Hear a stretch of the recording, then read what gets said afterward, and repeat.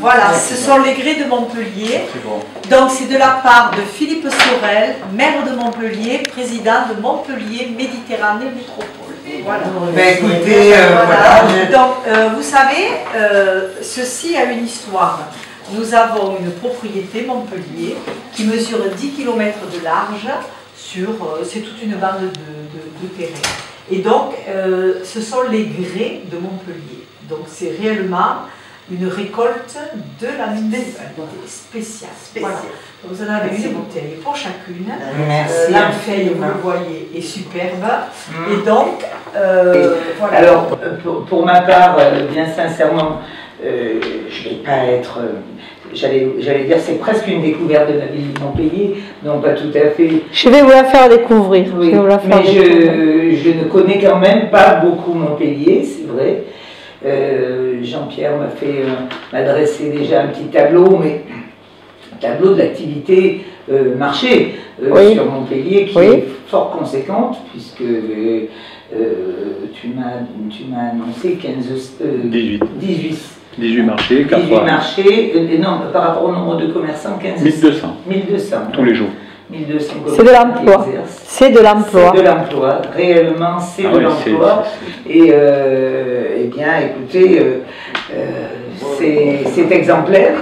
Depuis que je suis ici, ce que je poursuis, c'est la qualité, l'hygiène, parce que ça c'est très important. Et qualité et hygiène, je parle au niveau des fruits et légumes, des étaliers fruits et légumes. C'est la santé, égale la santé. Donc moi j'aimerais multiplier d'ailleurs certains petits marchés comme ça dans certains quartiers, parce que si vous achetez dans la grande distribution, la plupart du temps les fruits ne sont pas mûrs ou ils se gâtent en 2 jours chez vous. Donc moi ce que je voudrais, c'est en 3 jours arriver du maraîcher à l'étalier et dans l'assiette du client. Je trouve que ça, ce serait merveilleux. Après, il y a les marchés de vêtements, de textiles. Et ça, c'est encore autre chose, parce que les marchés de textiles, de chaussures, de tout ce qui se vend, de lunettes, tout ça, ça se dirige vers une clientèle qui déjà, quelquefois, veut, pour une modique somme, et on trouve sur les marchés, à acheter des marques. Voilà, des marques à un prix de soldeur. C'est très agréable pour le client. C'est une réalisation hors norme. Il y a des meilleurs ouvriers de France qui ont travaillé. Ça donne, c'est d'une logique qualitative extraordinaire. Et pareil, d'ailleurs, c'est de nuit qu'on aurait dû faire la promenade. Le maire a installé des illuminations au bas de tous ces monuments. Et dont le parcours avec la ronde de nuit va être quelque chose d'exceptionnel. Là, nous allons le faire de jour. La prochaine fois que vous viendrez, je vous promets, je vous le ferai faire la nuit. Mais j'espère qu'on reviendra. Avec plaisir.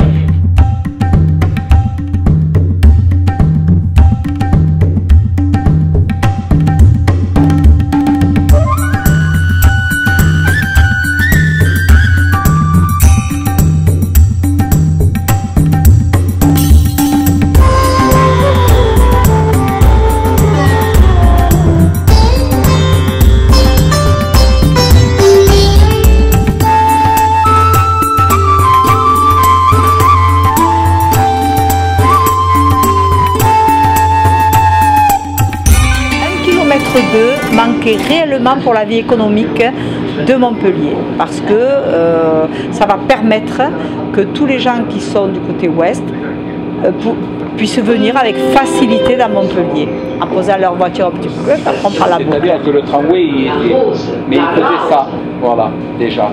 Et il manquait 1,2 km. Il manquait ce petit truc pour faire la boucle. Voilà. Et cette boucle manquait à l'endroit le plus crucial. Donc le maire a fait en sorte de faire là où il y a le Pérou, il y a 2 ascenseurs de verre qui sont maintenant mis, sont posés et tout. Il ne manque plus qu'à les mettre en activité. Et donc on pourra descendre du tram et monter sur le boulevard Foch, qui est un des lieux les plus hauts de Montpellier. Voilà. Nous allons faire un nouveau marché, c'est-à-dire à Saint-Martin. Il avait été créé par l'équipe précédente, un marché, mais au fond de ce que j'appellerais une impasse. Chez nous, on appelle ça un cul-de-sac. C'est une erreur d'architecture que de poser un marché au fond d'un truc où il n'y a pas de passage. Bon. Et donc là, avec le maire, je me suis rendue. Il m'a demandé où je le voyais. Et il a été d'accord avec moi, me disant effectivement, voilà. Et nous l'avions avant fait ensemble, voilà. Et évidemment, l'endroit où nous l'avons proposé, il est au milieu, carrément, du pâté de maison, avec une vision de toutes parts, du passage.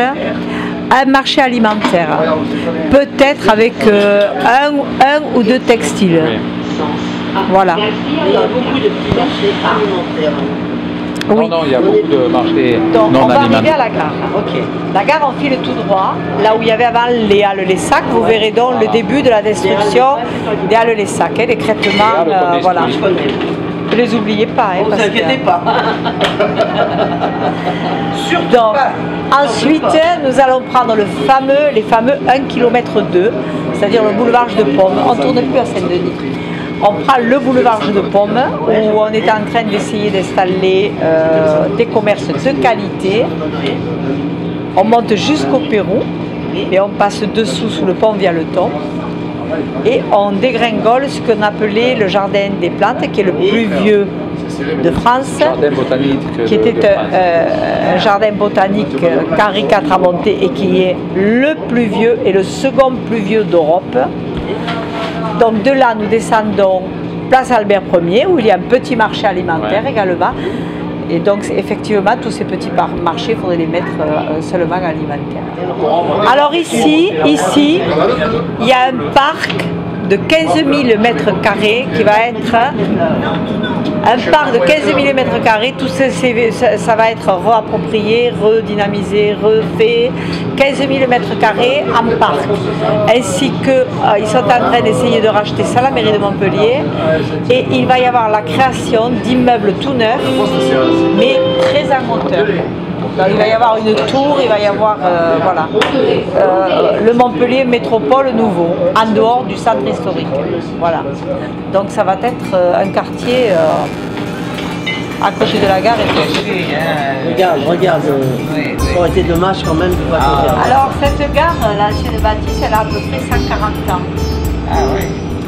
Elle a été conçue pour rejoindre 7 au départ et pour dynamiser au niveau de la viticulture, pour pouvoir faire les endroits, pour pouvoir faire. Voilà. Elle a été conçue pour ça. Il était construit pendant la guerre de 14 ans. La Verdeur et compagnie là-bas. Vous voyez dans le vin, j'ai là-haut, tout à fait de là.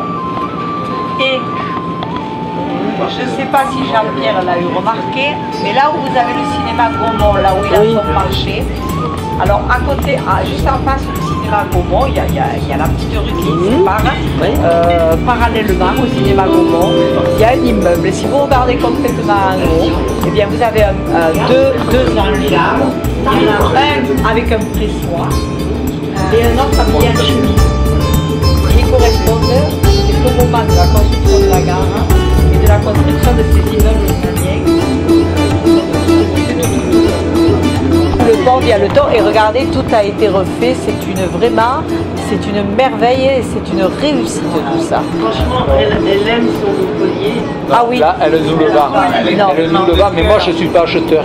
Non, je l'aime, madame. Elle parle avec le cœur. Elle parle avec son cœur. Je suis née à Montpellier. Alors regardez ce qui c'est. Voilà le fameux jardin botanique qui est un des premiers en France et deuxième en Europe. Là nous descendons. Alors le maire a fait éclairer. Et ça c'est Des facultés de droit. Derrière il y a la faculté de médecine. Oui, on rentre sur le côté. Voilà. Alors la tour du pain, la fameuse tour du pain. Nostradamus a dit que quand le cyprès serait mort, ce serait la fin du monde. Donc le maire a tout fait, la cathédrale derrière, le maire a tout fait éclairer par le sol. Donc il y a une visite de nuit. C'est une merveille, il faut absolument le faire ça. Ça alors, c'est Charles. C'est l'église Saint-Charles. Ça illuminé. Ça c'était les hospices avant. Tout ça. et nous y logeons l'ensemble des chorales. Ça s'appelle la Maison des Chœurs. Nous y logeons maintenant l'ensemble des chorales de Montpellier qui sont associatives. Voilà. Voilà. Donc voilà, vous avez beaucoup de petits bars, c'est une place magnifique. Quoi, à partir de 20h, il y a tous les étudiants là qui vont.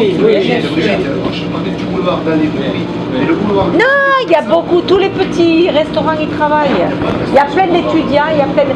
Si, là au bout. Dans les rues, mais pas sur... Non, là au bout, regarde. Il y a du monde. Ils se suivent. Nous avons reçu en fin mai, le 28 mai exactement, un congrès de 1820 personnes, de chercheurs, qui sont venus d'Amérique, venus de partout. Non. Donc il m'a fallu faire un accord avec les taxis également. Ensuite, on a reçu un autre congrès de 1500 personnes et un autre congrès de 1300 personnes. Alors nous sommes sur le bon chemin, sur la bonne route. À bientôt, vous ferez le congrès de la Fédération des marchés de Provence. Il tombe mal.